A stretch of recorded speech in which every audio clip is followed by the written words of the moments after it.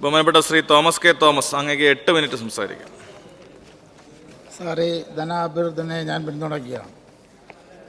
കൃഷി, തൊഴിലാളി ക്ഷേമവും പ്രവാസി ക്ഷേമവും വിദ്യാഭ്യാസവും. സാറ്, കൃഷിയെക്കുറിച്ച് പ്രത്യേകിച്ച് പറയാനായിട്ട് ഞാൻ വരുന്ന പ്രദേശം ഏറ്റവും കൂടുതൽ കൃഷിയുള്ള സ്ഥലമായതുകൊണ്ട് കൃഷിയെക്കുറിച്ച് പറയുവാനായിട്ട് ആഗ്രഹിക്കുന്നത്. സാർ, എല്ലാ പ്രതിസന്ധികളെയും അതിജീവിച്ച് നമ്മുടെ കാർഷിക മേഖല കുതിപ്പിൻ്റെ പാതയിലാണ്. ആയിരക്കണക്കിന് ഹെക്ടർ തരിശു നിലങ്ങൾ കൃഷിയോഗ്യമാക്കിയ കൃഷിക്കാരെയും കാർഷിക മേഖലയും നല്ല രീതിയിൽ പരിപോഷിപ്പിച്ച ഒരു ഗവൺമെൻറ്റാണ്, ഒരു നല്ല കൃഷി മന്ത്രിയാണ് നമുക്കുള്ളത്. ഏറ്റവും നല്ല രീതിയിൽ, കാരണം എന്ത് വിഷയമുണ്ടെങ്കിലും അതിനകത്ത് വരികയും ഇടപെടുകയും വളരെ നല്ല രീതിയിൽ അതിനെ അതിജീവിക്കാനായിട്ടുള്ള ഉത്തേജനവും തരികയും ചെയ്യുന്ന ഒരു പ്രത്യേകതയാണ് ഞങ്ങളുടെ കൃഷിമന്ത്രിക്കുള്ളത്. അതുകൊണ്ട് ഈ സന്ദർഭത്തിൽ കൃഷിമന്ത്രിയെ ഞാൻ അഭിനന്ദിക്കുകയാണ്. പ്രത്യേകിച്ചും തരിശ് നിലങ്ങൾ ഒരുപാട് കുട്ടനാട്ടിൽ ഞങ്ങളുടെ പ്രദേശത്ത് കൃഷി യോഗ്യമാക്കി തീർക്കുവാൻ തക്കവണ്ണം അങ്ങേയറ്റവും അധികം സഹായിച്ചിട്ടുണ്ട്.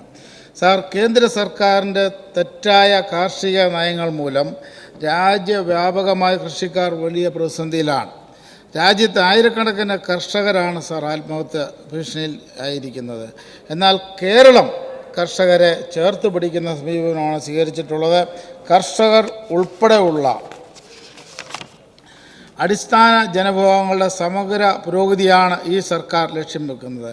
സാർ, 2 മഹാപ്രളയവും കോവിഡ് മഹാമാരിയും ഈ കരുതൽ നാം കണ്ടതാണ്. കേന്ദ്രം ഫെഡറൽ സംവിധാനത്തിൻ്റെ എല്ലാ തത്വങ്ങളും ലംഘിച്ച് നടത്തുന്ന കടന്നാക്രമണങ്ങൾ മൂലം സംസ്ഥാനത്ത് കടുത്ത സാമ്പത്തിക പ്രതിസന്ധി ഉണ്ടായി എന്നത് വസ്തുത തന്നെയാണ് സാർ. അതെല്ലാം വളരെ പോസിറ്റീവായ സമീപനമാണ് ഈ സർക്കാരും സംസ്ഥാന ജനങ്ങളും സ്വീകരിച്ചിട്ടുള്ളത്.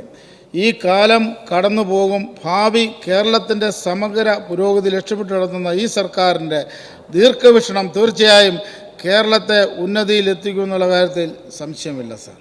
സാർ, ഇവിടെ പ്രസംഗിച്ച ഒരുപാട് ആൾക്കാർ വളരെ നല്ല രീതിയിൽ പല കാര്യങ്ങൾ പറഞ്ഞു. കരുനാഗപ്പള്ളി MLA പ്രിയങ്കരനായ മഹേഷ് പറഞ്ഞത് എനിക്ക് അദ്ദേഹത്തിന് എന്ത് പറ്റിയെന്ന് എനിക്കറിയത്തില്ല. കാരണം അദ്ദേഹം പറയുന്നത് എല്ലാവരും ഇവിടെ ഈ ഇരിക്കുന്ന ആൾക്കാരെല്ലാം സ്തുതിപാഠകരാണെന്നോ എല്ലാവരും കൈകൊട്ടുന്നുണ്ടെന്നോ ഡെസ്കേലടിക്കുന്നതൊക്കെ പുള്ളിയുടെ കംപ്ലൈൻറ്റ്.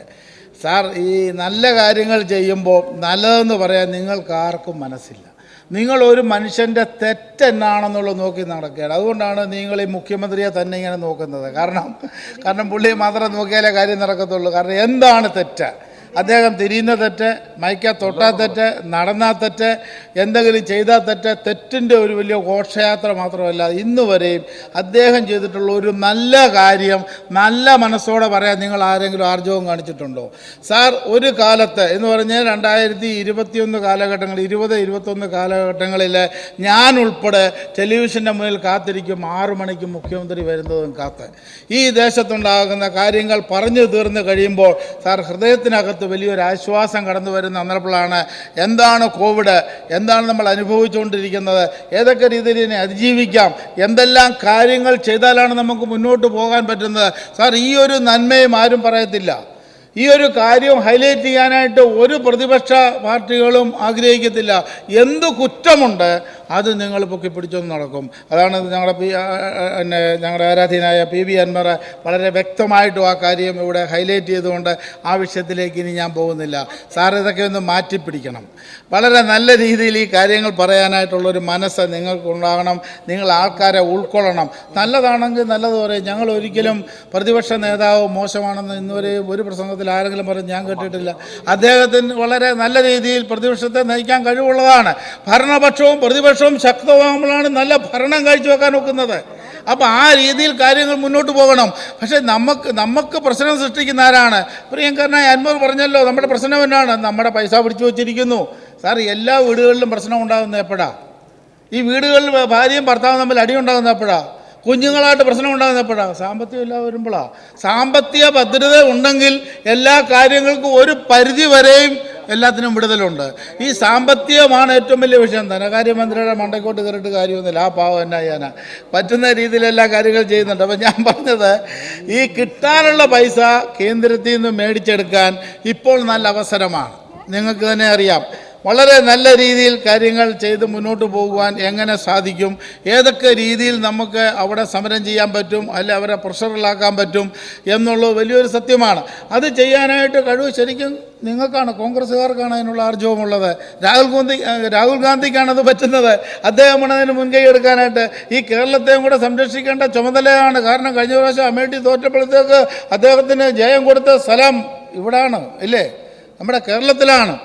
അതുകൊണ്ട് വളരെ നല്ല രീതിയിൽ കേരളത്തോട് വലിയ പ്രതിബദ്ധതയുണ്ട്. ഒരു കാരണവശാലും കേരളത്തെ തള്ളിക്കളയാനൊക്കത്തില്ല. അദ്ദേഹം കേരളത്തിൻ്റെ എം പി ആയിരുന്നു, ഇന്നും അദ്ദേഹം കേരളത്തിൻ്റെ എം പിയാണ്, ഇപ്പം രാജി സമർപ്പിച്ചിട്ടേ ഉള്ളൂ. അപ്പോൾ എന്തായിരുന്നാലും വളരെ നല്ല രീതിയിൽ കേരളത്തിൻ്റെ കാര്യങ്ങൾ ചെയ്യുവാനായിട്ട് സാധിക്കുന്ന ഒരു സംവിധാനമാണ്. അപ്പം ഞാൻ എൻ്റെ വിഷയത്തിലേക്ക് വരാം. ഇതെല്ലാം പറഞ്ഞു കഴിഞ്ഞാൽ കാര്യം പറയാനൊക്കത്തില്ല. അതുകൊണ്ട് കൃഷി മന്ത്രിയോട് എനിക്ക് പറയാനായിട്ടുള്ളത്, സാർ, കുട്ടനാട്ടിൽ ഞങ്ങളുടെ വലിയ ആഗ്രഹം, കുട്ടനാട്ടിൽ 420 പാടശേഖരങ്ങളുണ്ട്. അങ്ങേക്കെല്ലാം അറിയാം, ഞാൻ പറഞ്ഞു തരണ്ട. അങ്ങ് എല്ലാ പാടശേഖരങ്ങളും സന്ദർശിച്ചിട്ടുള്ളതാണ്. ഇതിന് മുമ്പ് അങ്ങേക്ക് മുമ്പ് ഇരുന്ന കൃഷിമന്ത്രി സുനിൽ കുമാറും വളരെ നല്ല രീതിയിൽ ഈ കാര്യത്തിൽ മുൻകൈ എടുത്ത് പ്രവർത്തിച്ചിട്ടുള്ള ആളാണ്. സാർ, ഈ 420 പാടശേഖരങ്ങളും കല്ല് കെട്ടി ബലപ്പെടുത്തി 3 മീറ്റർ റോഡ് കൊണ്ടുവന്ന് അതിൻ്റെ എല്ലാം നടുവിൽ കൂടി ട്രാക്ടർ റോഡ് കൊണ്ടുവന്നെങ്കിൽ മാത്രമേ കൃഷി നല്ല രീതിയിൽ നടത്താനായിട്ടൊക്കത്തുള്ളൂ. സാർ, ഒരുപാട് പ്രതിസന്ധികളുണ്ട്. ട്രാക്ടർ റോഡെന്ന് പറയുമ്പോഴത്തേക്ക് എല്ലാവർക്കും അലർജിയാണ്. കാരണം അത് വലിയ ബുദ്ധിമുട്ടാണ്. കാരണം തണ്ണീർത്തട സംരക്ഷണ നിയമം എന്ന് പറഞ്ഞാൽ ഒരു കീറാമുട്ടി നിയമമുണ്ട്. കാരണം ഈ കുട്ടനാടിനെ ഏറ്റവും അധികം വലയ്ക്കുന്നൊരു നിയമമാണ് തണ്ണീർത്തട സംരക്ഷണ നിയമം. ഇതിൽ നിന്നും ഒരു വ്യത്യസ്തമായ രീതിയിൽ, കാരണം പണ്ട് നമുക്ക് ജോലി ചെയ്യാൻ എൻ്റെയൊക്കെ കൊച്ചിലെ കൊയ്യാനായിട്ട് ആൾ വരുന്നത് സാർ ചീട്ട് കൊടുത്ത് ടിക്കറ്റ് കൊടുത്താണ് ഇറക്കുന്നത്. ആൾക്കാരെ പാടത്ത് കൃഷിക്ക് ഇറക്കുന്നത് അല്ലെങ്കിൽ ജോലിക്ക് ഇറക്കുന്നത് ടിക്കറ്റ് കൊടുത്താണ്. പോലീസ് വന്നതാണ് ഇറക്കുന്നത്. സാർ, ഇന്ന് ആളെ കിട്ടാനില്ല. ഈ സാഹചര്യത്തിൽ ഈ യന്ത്രം വെച്ചുള്ള ഒരു സംവിധാനത്തിലേക്കുള്ള കൃഷിക്ക് പോകണമെങ്കിൽ ട്രാക്ടർ റോഡുകൾ അനിവാര്യമാണ്. അതുകൊണ്ട് എൻ്റെ ദേശത്തിന് ആവശ്യമായ രീതിയിൽ ട്രാക്ടർ റോഡുകൾ തന്ന് എല്ലാ പാടശേഖരങ്ങളും കല്ലുകെട്ടി ബലപ്പെടുത്തി 3 മീറ്റർ നല്ല കോൺക്രീറ്റ് റോഡുകൾ കൊണ്ടുവന്നെങ്കിൽ മാത്രമേ കുട്ടനാട്, കാരണം സാർ, കേരളത്തിൻ്റെ നെല്ലറയാണ് കുട്ടനാടും പാലക്കാടും. അപ്പോൾ ഈ ഒരു സംവിധാനത്തിൽ വളരെ നല്ല രീതിയിൽ കാര്യങ്ങൾ ചെയ്തെങ്കിൽ മാത്രമേ ഫലപ്രദമായ രീതിയിൽ കൃഷി ചെയ്യാനായിട്ട് സാധിക്കത്തുള്ളൂ. അതുകൊണ്ട് അങ്ങയുടെ ഒരു നല്ല ഇടപെടൽ ഇതിന് അനിവാര്യമാണ്. അത് ചെയ്യണം. സാർ, വിദ്യാഭ്യാസ മന്ത്രിയോട് എനിക്ക് പറയാനുള്ളത്, അങ്ങ് എൻ്റെ പ്രദേശത്തെ സാറ് ഏറ്റവും ഹൃദയശുദ്ധിയുള്ള മന്ത്രി ആരാണെന്ന് വെച്ചാൽ ഞാൻ പറയും വി ശിവൻകുട്ടിയാന്ന് പറയും. ഒരു സംശയവുമില്ല. ഉള്ള കാര്യം ഉള്ളതുപോലെ പറയാനായിട്ട് ഉള്ള ഒരു വ്യക്തിത്വമാണ് അദ്ദേഹം, അങ്ങ്. അതുകൊണ്ട് അങ്ങയുടെ ഇടപെടലും സംസാരവും ഇന്ന് രാവിലത്തെ ചോദ്യോത്തരവേളയിലും അങ്ങ് പറഞ്ഞപ്പോഴത്തേക്ക് ഞങ്ങൾക്ക് വളരെയധികം സന്തോഷം തോന്നി. അങ്ങനെ പറയാൻ ആർജവുള്ളൊരു മന്ത്രിയാണ് അങ്ങ്. അപ്പോൾ അങ്ങ് ഞങ്ങളുടെ പ്രദേശത്തെ കുട്ടനാട്ടിൽ 5 കോടിയും 2 കോടിയും 3 കോടിയൊക്കെ തന്ന് ഒരുപാട് സ്കൂൾ ഉദ്ഘാടനം ചെയ്യാൻ അങ്ങ് കുട്ടനാട്ടിൽ വന്നിട്ടുണ്ട്. സാർ, ഞങ്ങളുടെ കുട്ടനാട്ടിലെ ഏറ്റവും വലിയ പ്രശ്നം സാറ് എല്ലാ ഗ്രൗണ്ടുകളും വെള്ളത്തിനടിയിലാണ്. സാറേ, ഇപ്പം പേടിപ്പിക്കരുത്. ഈ കാര്യമൊന്ന് പറഞ്ഞ് ഇച്ചിരി കാശ് മേടിച്ചോട്ട്. എന്തെങ്കിലും ഒരു നല്ല കാര്യം പറയുമ്പോൾ അപ്പം ബെല്ലടിക്കും. അത് ശരിയായിട്ടുള്ള നടപടിയല്ല സാറേ. അതുകൊണ്ട് ഈ ഗ്രൗണ്ടുകളൊക്കെ ഒന്ന് ഉയർത്തി വെള്ളമില്ലാത്ത രീതിയിൽ ഞങ്ങളുടെ പിള്ളേർ ഷൂ ഇട്ടുകൊണ്ട് ഇറങ്ങി ഒന്ന് കളിക്കത്തക്ക ഒരു സംവിധാനം അങ്ങ് ഉണ്ടാക്കി തരണം. കാരണം ഈ പാടശേഖരങ്ങൾ, ഈ സ്കൂളിൻ്റെ ഗ്രൗണ്ടുകളും നല്ല സ്കൂളുകളും അങ്ങ് തരണം. വളരെ നല്ല രീതിയിൽ ഈ ഗവൺമെൻറ് പ്രവർത്തിക്കുന്നു. ഞങ്ങളുടെ പ്രിയങ്കരനായ സഖാവ് പിണറായി വിജയൻ്റെ നേതൃത്വത്തിൽ മറ്റ് 20 മന്ത്രിമാരും വളരെ ശക്തിയോടുകൂടി പ്രവർത്തിച്ച് നല്ല രീതിയിൽ മുന്നോട്ട് പോകുന്നു. എല്ലാവിധ അഭിവാദ്യങ്ങളും അർപ്പിക്കുന്നു. ഈ ധന അഭ്യർത്ഥനയെ പൂർണ്ണമായിട്ടും പിന്തുണയ്ക്കണം.